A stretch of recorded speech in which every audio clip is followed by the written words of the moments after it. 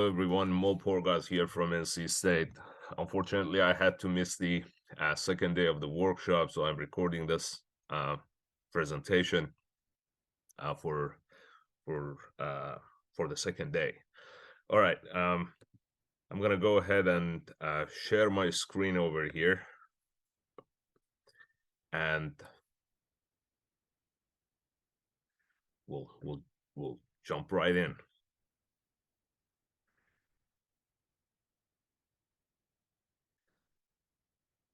Again, I'm Moe Pour-Ghaz from NC State, and two of the students who are helping me with this project are Lindsay and June.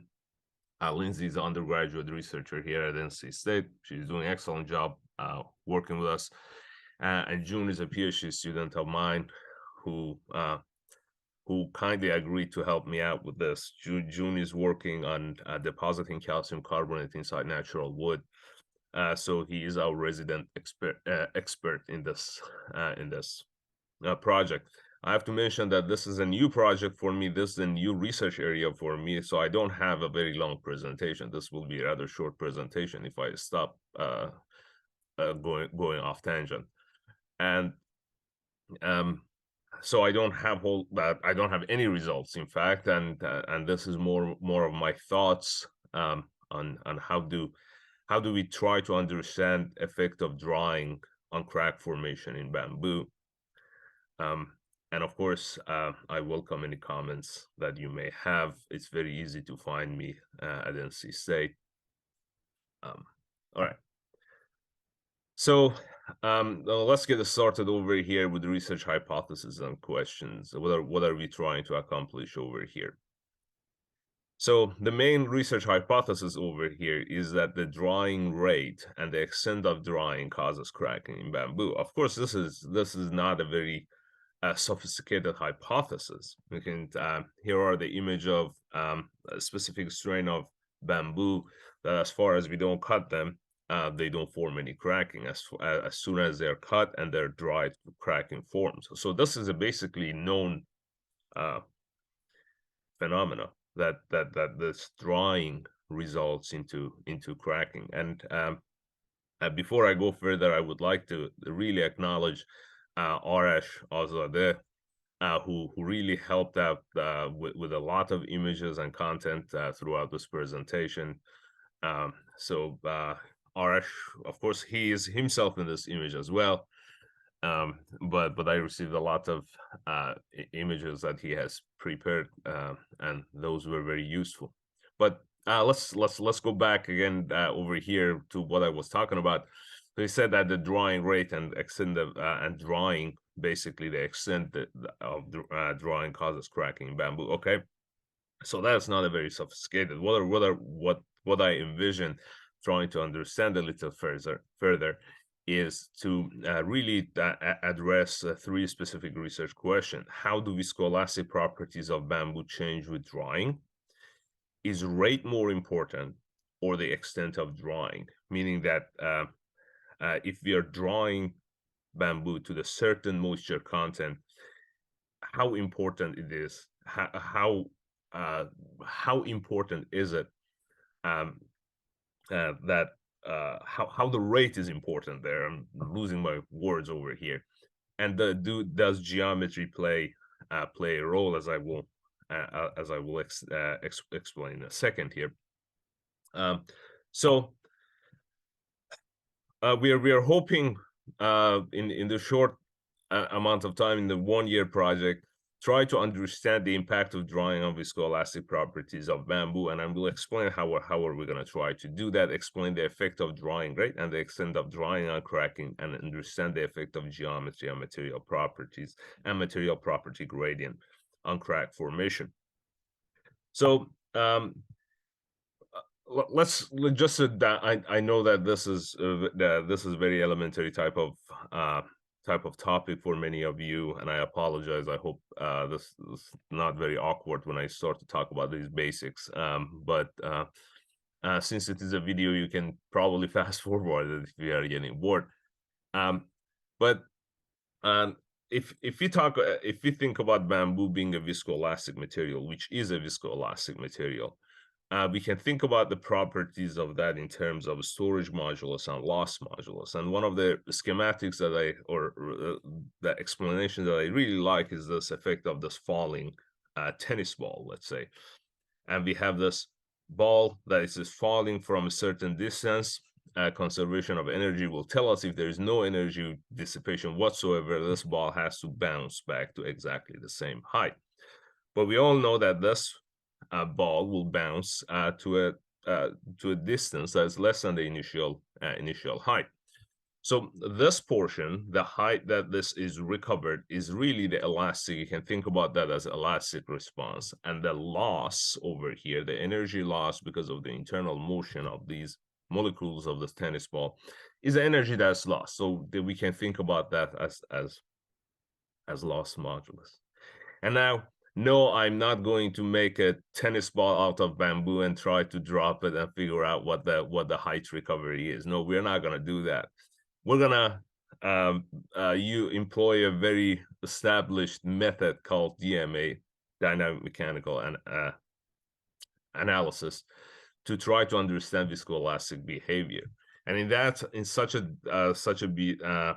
analysis, we basically make a very small beam of bamboo, and that is placed in either double cantilever setting that you can see over here, or it can be on basically a simply supported type of beam.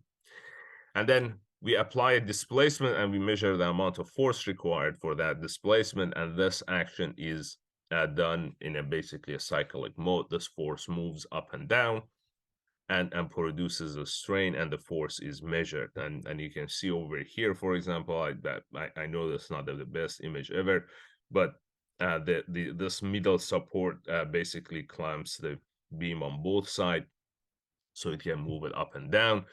And at both ends, we have a stationary clamps. We can run this either at the double cantilever beam, or we can run this as simply supported beam. And of course, the equipment has certain resolution and certain limits that to achieve a good resolution and not exceeding the equipment limits, we can always change the geometry of those beams in a way that we have the best result. So that is really the idea over here. And what we are trying to do, as I will explain in a second, we are trying to understand the change in the property section. So we are applying this strain that has a sign, shape, and then the stress is measured.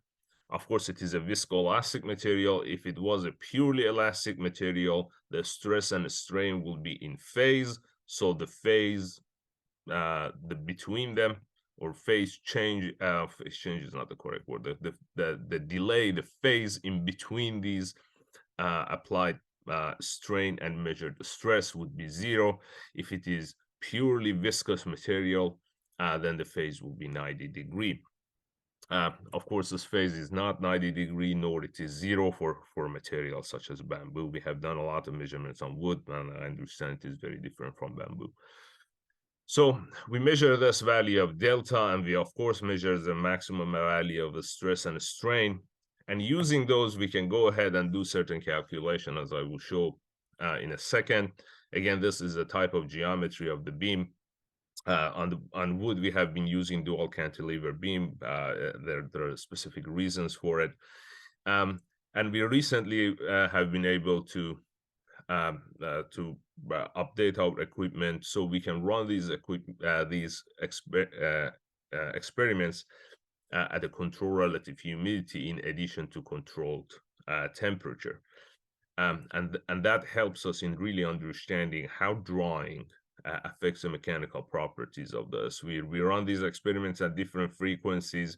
And of course, we generally run these experiments for a longer time to make sure that the sample is at equilibrium, both from relative humidity and temperature.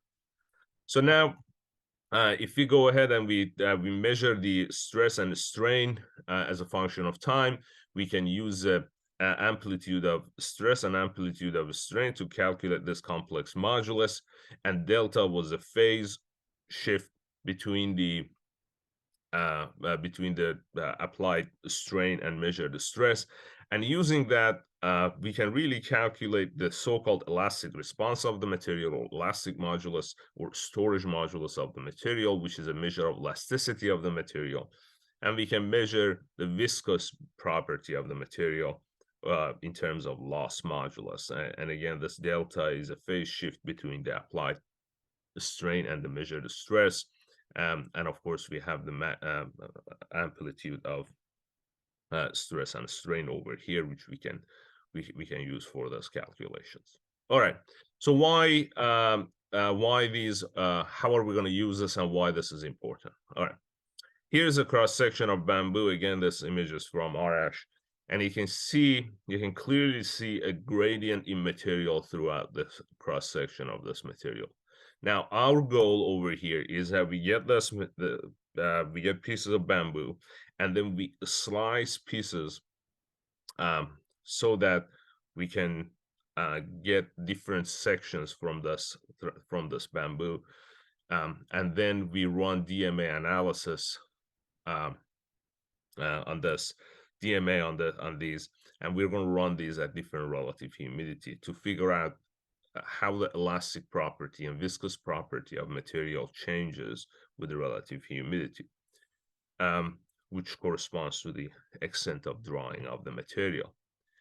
Then we can basically perform stress analysis on these to figure out how much stress develops inside the bamboo. Now you can think about this as bamboo as multiple layer, or two layer if you wanted to, and there are mechanics calculations in the literature that will tell you how much stress development would be inside of this material, depending on the shrinkage of these different rings, two concentric rings that we have, and it depends on the geometry. This is nothing but stress equal to strain time elastic modulus.